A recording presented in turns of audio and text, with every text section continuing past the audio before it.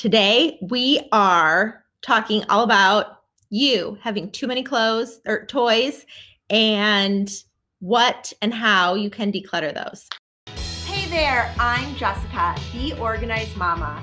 I'm a family organizing expert that helps you with organizing tips, tricks, and tutorials the entire family can do. Well, we have too many toys, right? Like, let's say your playroom is just cluttered, especially now. Everyone's home. You see everything. And for me, it stresses me out. Like, I need, for my anxiety to be calm, like my house has to be put together at the end of the night. And when you have too many toys, it's just really difficult to kind of like find that calm, right? So I wanted to give you some actionable steps to declutter. But in order to do that, we got to talk about like the why. Why do we have so many toys? Ooh. Well, a lot of times we end up collecting toys. Like, let's say, you get hand-me-downs, neighbors give you toys, you find something, kid has an interest in something and then it goes away, but we forget to like remove it from the pile. We, you might like get, things from family that's not always, wanted at the time. So all of those things are why we end up collecting so many toys. Also, the sentimental toys, the things that you're like, oh, they played with as a baby, but you haven't removed it from the playroom yet. That's a big one. We'd see that a lot. We'd be like, okay, this is a baby toy and you have kids in elementary school. Oh, but that was like their favorite baby toy. So we're going to talk about that too. Also, you have kids of different ages and interests. And when that's the case, like wrangling all the toys it's a big task. And I'm not going to put it lightly. It's a big task, but you can totally do it. You can totally minimize the toy situation simply because you have to. And right now is the best time to go through it with your kids. I highly recommend having them involved in this entire process. First thing you need to do is set your goal, right? Like, what is your goal for the decluttering of the toys? Do you want to take back your house? I know we have a neighbor who wanted their sunroom back. It ended up being like the overflow of toys and it just like made its way in there and they just wanted that room back. So that was their toy goal. What is your toy goal? Do you want your living room back? Do you want all the toys in the basement? Do you want just less things? Set your goal before you even start. Like, what does less toys, what does decluttering toys look like for you? And then that is what you're going to go and achieve. You're not going to just be like, oh, we're going to get rid of all the toys. You need to set a goal for yourself as to why you want to declutter. Now, if you're having somebody who is struggling with letting go of all the toys, there is so much research out there on why less toys is best for kids. And especially now, if you're hearing the like, oh, I'm bored, I don't know what to do. A lot of that is your kid's response to saying, I have too many choices and I can't decide. And that happens so much with toys. When they have too many toys, too many things in their space, they don't exactly know where to start. They don't know what to go with. But if they have less toys, then they have more opportunity to create their plan, right? These are executive functioning or life skills. That's what they're called. It's like the fancy name for them. But it's decision-making skills. And by them doing this through play, they will be able to transfer this all throughout, adolescence and adulthood. But it starts with the toy situation. And so that's where us as parents can really like get them involved in this and start small. So how do we do all of this? Because we know the brain or all the research says less toys, but we have a lot. How do we get to less? What do we do? I highly suggest doing this it's going to be overwhelming, but collecting all the toys and dumping them in one place and starting there. Oh, I know it can be like super overwhelming, super scary, but it is going to be the most efficient way to declutter your toys. I would suggest doing it where you have a lot of space, a lot of open space, a lot of floor space, just to kind of like get yourself started. Dump it all out. The kids should be involved in this. Probably like pre-K can start. Like toddlers are going to be a nightmare, so I do it when they're napping. But like pre-K, kindergarten, elementary school, all of that age can easily help with this, okay? So you have your big giant pile. If that is too overwhelming, go bin by bin and just dump out the bin, sort through what are we going to keep, what can we get rid of. I want you to come up with like 8 to 10 categories of toys. I know that can be like, that's it. Yes, that's it. I have a freebie that you can get in Facebook, and it is my list of all the categories that, you know, typically we make. Also, the 6 steps to decluttering your toys. Those freebies will guide you through all of this. But when you streamline and only have like 8 to 10 categories of toys, it will help your kids so much. It will help you clean up. It will give you space. So that is my biggest suggestion. So for us, I would have done this in our playroom, but the kids decided to make a Lego city all over the floor. And so I had no place to, film this unless I'd step on a Lego. And I just really did not want to do that. So our categories in our playroom, we have Legos, we have Magnetiles, we have cars and trucks, we have action figures, we have art, we have dress up toys, we have sports, we have dolls, and that's it. And they are broad categories. So I'm not saying like, oh, you need to be, we only have Barbies. No, like dolls is one of our categories, and she has Barbies and she has her American Girl Target doll. And so that's all doll. So by keeping it a little broad, you are able to kind of like create more categories, but then we aren't, collecting all sorts of other pieces or things in the basement or the playroom or their bedrooms. So get that freebie so you can see what categories and like observe, watch what your kids are playing with, see what toys, what is their interests, and then use those as your categories. I know back when my kids were younger, like the trains and the train tracks were huge. Those, like we had a whole bin for those. But as they got older, the interest in that kind of went away and it started to shift more towards Legos. And so we parted with the train set.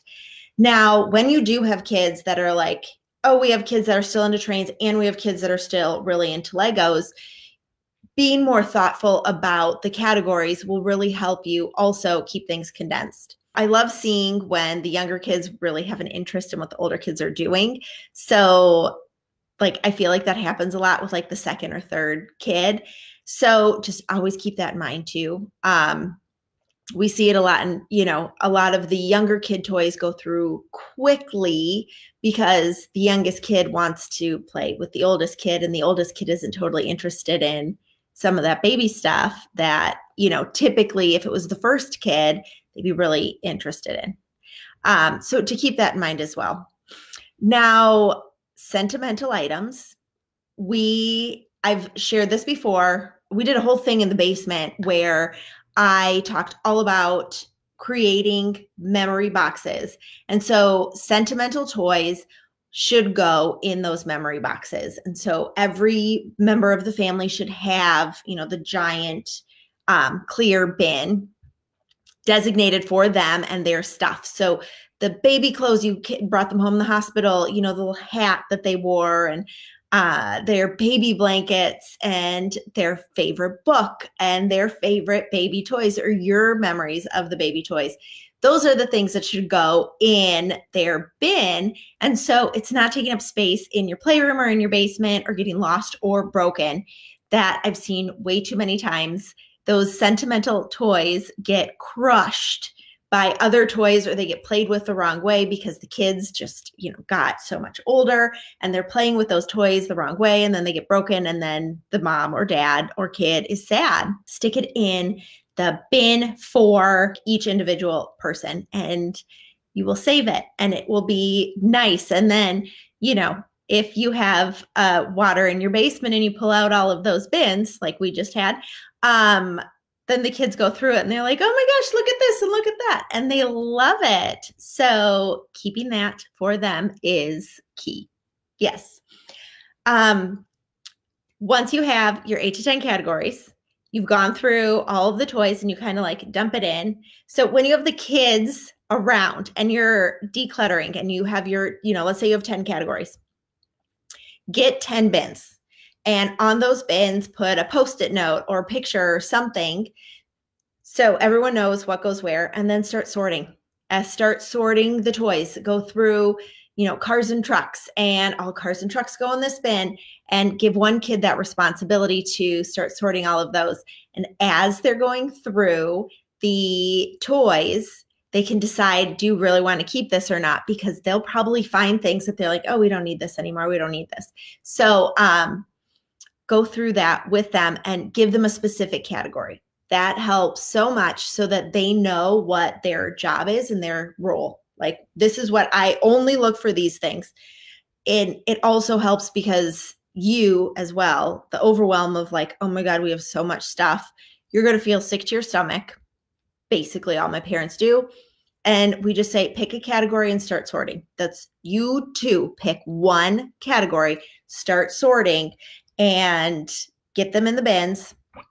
Once you think you've gotten everything, go to the next category, sort through that. Then once everything's sorted and you might have a pile of stuff on the floor, look at it and decide if you really want to keep it. I mean, if it's left, if it's not in a category, is this necessary to keep? Some stuff might be sentimental. Some stuff might be gifts that nobody plays with. And if that's the case, donate it. It's fine. I heard this on a podcast and it really resonated so much with me. So the podcast person she likes making soap, like handmade soap, and she loves gifting it to people. And she at first was like upset when she'd go into people's houses and that her soap wasn't out. And so she kind of took a little bit of offense to it. She's like, don't you like it? But then she started thinking more about the whole thing. And she's like, why do I care so much if they're using my soap? Like, I loved making it and giving it to somebody. And so for me, that was the gift in itself. And so she's really spun how she gifts. She gifts for herself. Like, I enjoy making this soap. And to me, this is personal and a nice gift, a nice thank you, a nice, whatever. And so then she hands it to that person, and then whatever they do with it after she hands it to them is on them. But she did that and it felt good to her. And so really keeping that mindset when it comes to people giving you gifts. They gave you a gift. You grateful, say thank you, and you can do with it at what or how you want. If you aren't going to use it, if you aren't, if your kids aren't really into it, then what is the point? Teach them now that if that's the case and they aren't interested in it, then you can donate it and somebody else can use it that will actually appreciate it and use it. Not that you don't appreciate it. That was the wrong word. Somebody else will use it for its purpose rather than it just sitting and kind of weighing on you and your stuff. Make sense? So really think about that with the gifts too. So everything that's left on the floor, you are going to basically donate because those things don't really fit into any category. They don't really serve a purpose. Okay. Do not feel guilty about it. You want less stuff because you want your kids to clean up. You want your kids to truly appreciate what they have. You want to teach them to respect their things so that when they are adults, that they will take care of, their apartment, their dorm room, their house. They need to learn this now. So teach them that. You can do it. Once you go through all of your bins and everything sorted, you might have some overflow of toys. That's okay, because sometimes it's not always easy to sort and declutter. So that's why I suggest sorting first, and then you can declutter. Then dump out each bin, go through. Okay, we have this one bin for cars and trucks. We're going to figure out how and which toys we're going to keep. You have a toddler, you have an elementary school kid or pre-K. You might have big cars and small cars, and you might have 2 bins for those. That's okay, because you do have 2 kids at 2 different ages. So sorting them like that also works. You might have, play food and Shopkins, because those are like basically food. So 2 different types of toys, 2 different types of storage. You can do that by really streamlining and creating, systems. It's going to help your kids play as well. So that's the goal. That's what you want to do. Now, keeping up with this. This one is a big one, and I really want you to limit what comes into your house. Really think about it. Think about, quality over quantity. If your kids so for us, here's my example. My son really got into Beyblades, thought they were like so cool and wanted all the Beyblades. Well, yes, they're not that big, but I don't want a bunch of them rolling around in our house if we're not going to be super interested in it. So we got, he has a couple. He has like the little stadium that they spin in, and he has all of that, but it's small. We kept it like, you get a couple of them, and that's like one of his toy categories now because he's been really interested in them. But if something, comes and goes, like the Pokemon cards, sometimes we like them, sometimes we don't.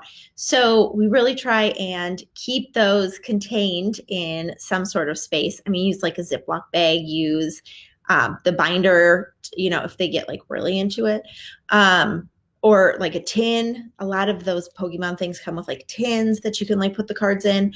So find a way to store them. And we're going to keep the cards you like. We're not going to go every time we go to the store, every time I order something, you don't always get a Pokemon card. Like set that expectation for them and know quality is more important than quantity. Don't buy into fads. That one is huge. I've seen so many toys that have come and gone.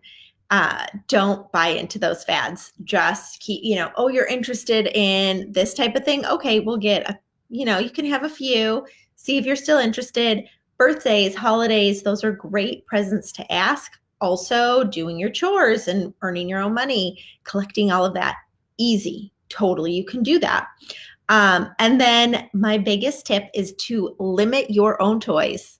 So limit your spending and what you are getting, because your kids see that. And when they see you, we're going to buy all of these, gadgets, the TVs, the electronics, the, books, all of these things, they are going to get the idea that they can ask for all of them because they don't know the difference between, need and want. That one's a hard one, especially for us as adults, because we're like, we work so hard. We can totally do this. Like I can totally have whatever I want, but then your kids are watching and they're seeing that. And so instilling in them how they can, use their own money to buy things that they want also, so that they know that they can treat themselves when they see fit, but then also, you got to work for things to get the money, right? Life. So that's all about decluttering toys. Love what you see? Don't forget to subscribe. New videos every Wednesday.